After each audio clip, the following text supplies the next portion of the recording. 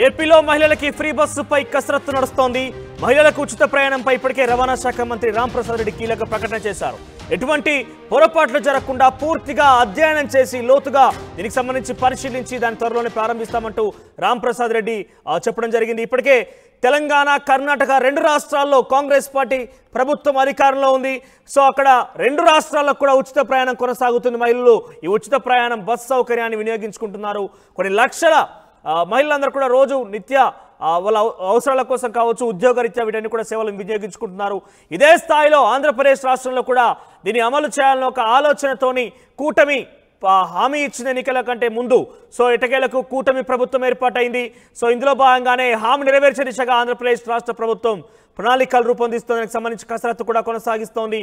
అయితే ఇతర రాష్ట్రాలు తెలంగాణ, కర్ణాటకలో అమలవుతున్న తీరు విషయంలో పూర్తిగా అధ్యయనం చేసి దానికి సంబంధించి ఏ రకంగా వనరులు సమకూర్చుకోవాలి, ఎన్ని రకాలుగా బస్సు సౌకర్యాలను పెంచుకోవాల్సిన అవసరం ఉంది, బస్సుల సంఖ్య పెంచుకోవాల్సిన అవసరం ఉంది, దీనికి సంబంధించి పూర్తిగా ఒక అధ్యయనం చేసి ఒక రిపోర్ట్ రెడీ చేయాలని చెప్పి కూడా అధికారులు ఇప్పటికీ ఆదేశించినట్టు తెలుస్తోంది. సో మహిళా ఉచిత ప్రయాణం అనేది త్వరలో ఆంధ్రప్రదేశ్లో కూడా అమలు కాబోతోంది. వాళ్ళు ఇచ్చిన హామీ మేరకు అమలు చేసే దిశగా రాష్ట్ర ప్రభుత్వం సిద్ధమవుతోంది. దానికి సంబంధించి ప్రణాళికలు రూపొందిస్తోంది.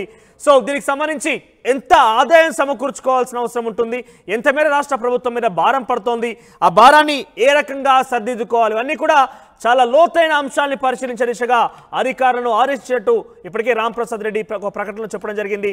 సోరల్గా ఇప్పటికే తెలంగాణ, కర్ణాటక రెండు రాష్ట్రాల్లో కూడా ఈ ఫ్రీ బస్ అమలవుతోంది.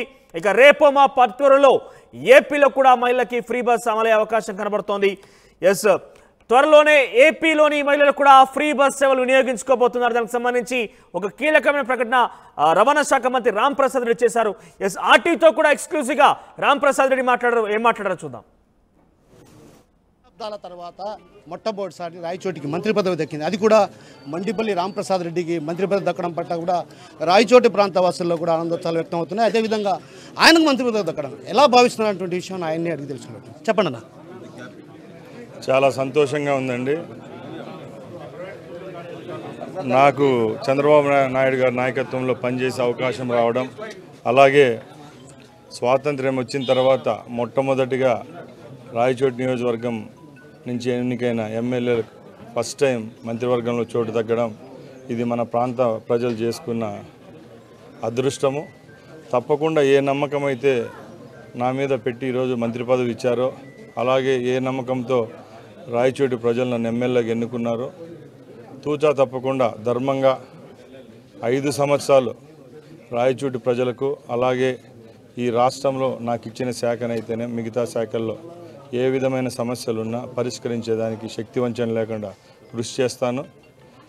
నాకు అతి తక్కువ వయసులో ఈ క్యాబినెట్లో చోటు దక్కడం, నా మీద నమ్మకంతో ఇచ్చిన మా నాయకులు చంద్రబాబు నాయుడు గారికి, అలాగే మా ప్రధాన కార్యదర్శి లోకేష్ బాబు గారికి మీ తరఫున మరొకసారి ధన్యవాదాలు తెలియజేసుకుంటున్నా. నేను ఒకటే చెప్తున్నా, ఏ విధమైన అపోహలు లేకుండా ఈ తెలుగుదేశం ప్రభుత్వం ముందు ప్రభుత్వాల లాగా లేకుండా మంచి చిత్తశుద్ధితో ప్రజలకు ఏదైతే మంచి జరుగుతుందో, ప్రజలు ఏ విధంగా సుఖ సంతోషాలతో ఉండాలో ఈ 5 సంవత్సరాలు అన్ని విధాల మా మంత్రివర్గం పనిచేస్తుంది. చంద్రబాబు నాయుడు గారు ఒక దార్శనికుడు. ముందు 14 సంవత్సరాలు ముఖ్యమంత్రిగా చేసినప్పుడు ఈ రాష్ట్రానికి ఏ విధమైన అభివృద్ధి ఫలాలు అందాయో ఈసారి తప్పకుండా దానికి రెట్టింపుగా ఈ రాష్ట్రంలో మంచి జరుగుతుందని మీ అందరికీ తెలియజేసుకుంటున్నా. జై హింద్. అన్న, ఇప్పటికే మీరు ఉచిత బస్సులు మేనిఫెస్టోలో భాగంగా మహిళలకు ఉచిత బస్సు అన్నారు. అది ఎప్పటి నుంచి అమలు చేయబోతున్నారు, ఏంటి పరిస్థితి? మీరందరూ చూశారు, మొన్న ఫస్ట్ సంతకమే చంద్రబాబు నాయుడు గారు ఏవైతే హామీలు ఇచ్చారో దాంట్లో 5 దానిలను అమలు చేసే విధంగా పెన్షన్స్ అయితేనేమి, స్కిల్ డెవలప్మెంట్ అయితేనేమి దీని మీద సంతకం చేయడం జరిగింది. ఈ ఉచిత బస్సు ప్రయాణం గురించి మీ అందరికీ తెలుసు. మన పక్క రాష్ట్రాలైన కర్ణాటక, అలాగే మన తెలంగాణలో జరుగుతూ ఉంది.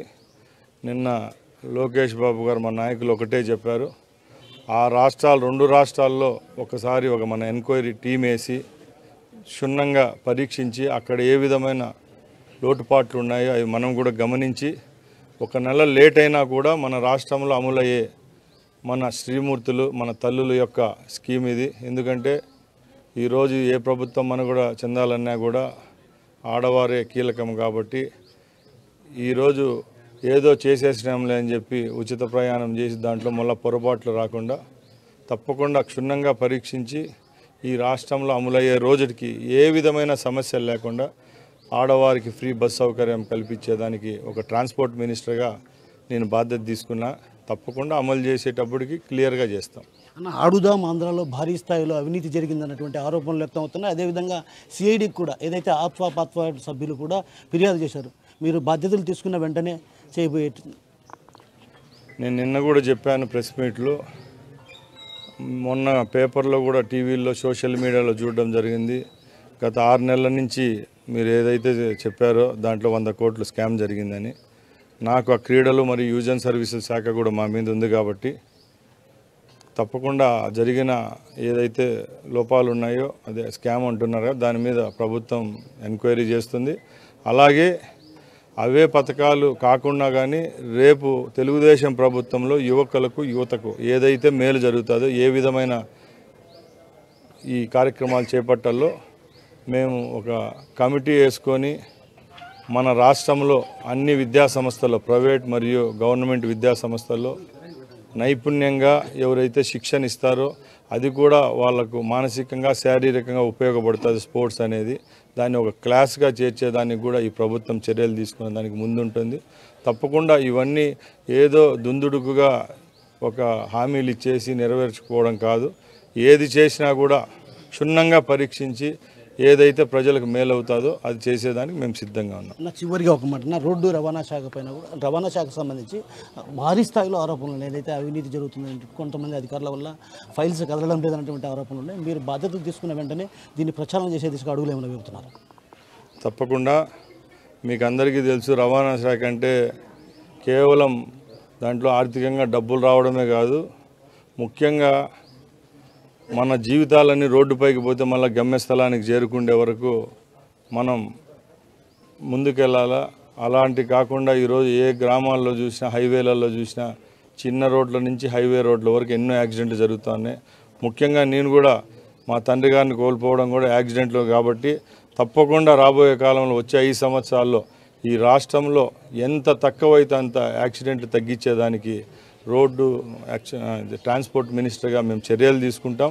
ఇది ఒక రోజులో జరిగే చర్య కాదు. ప్రభుత్వం ఎన్ని చర్యలు తీసుకున్నా కూడా అవగాహన అనేది ఉండాలి వాహనదారికి. కాబట్టి తప్పకుండా అందరికీ వాహనాలు ఎవరైతే నడుపుతారో వాళ్ళందరికీ ఒక అవగాహన సదస్సులు ఇలాంటివి చేసి తప్పకుండా రాబోయే కాలంలో అయితే శక్తి వంచన లేకుండా ఎన్ని మినిమైజ్గా చేయగలుగుతాం అది చేసేదానికి చేస్తాం.